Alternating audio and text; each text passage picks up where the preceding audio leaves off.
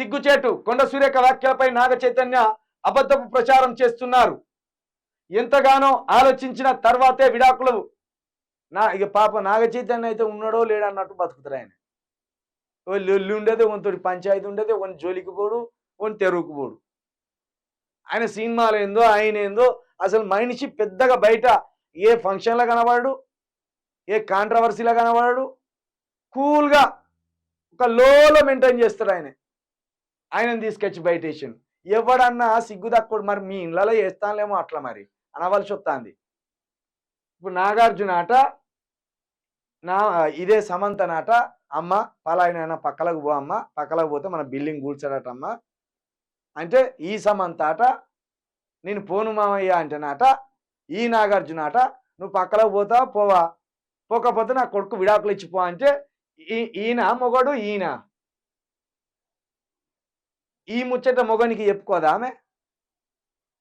ఎవడన్నా ఊకుంటాడా? ఇది మామకేం అధికారం ఉంటుంది కోడల మీద? వీళ్ళేమైనా చిన్న ఫ్యామిలీలా? అసలు నాగ చైతన్య ఆయన సినిమాలు తీసినప్పటి నుంచి ఒంటరిగానే ఉంటాడు, కుటుంబంతో సంబంధం లేకుండా ఒంటరిగా ఉంటాడు ఆయన. వాళ్ళ సినిమా ఫ్యామిలీ, పెద్ద సినిమా ఫ్యామిలీ. వాళ్ళ తాత ఎంత పెద్ద సినిమా యాక్టరు.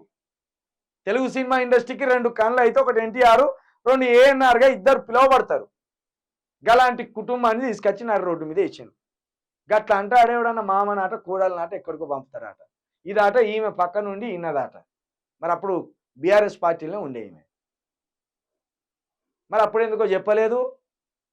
మళ్ళీ ఎమ్మెల్యే టికెట్ ఇవ్వకపోయేసరికి, మంత్రి పదవి ఇవ్వకపోయేసరికి ఇక ఎట్లయినా వాళ్ళని డిగ్రేడ్ చేయాలని ఇలాంటి సురేఖమ్మ లాంటి వాళ్ళ బాధ ఏంది తెలుసా? వీళ్ళ రెక్కలు ఇరిచిపడేసిండు కేసీఆర్.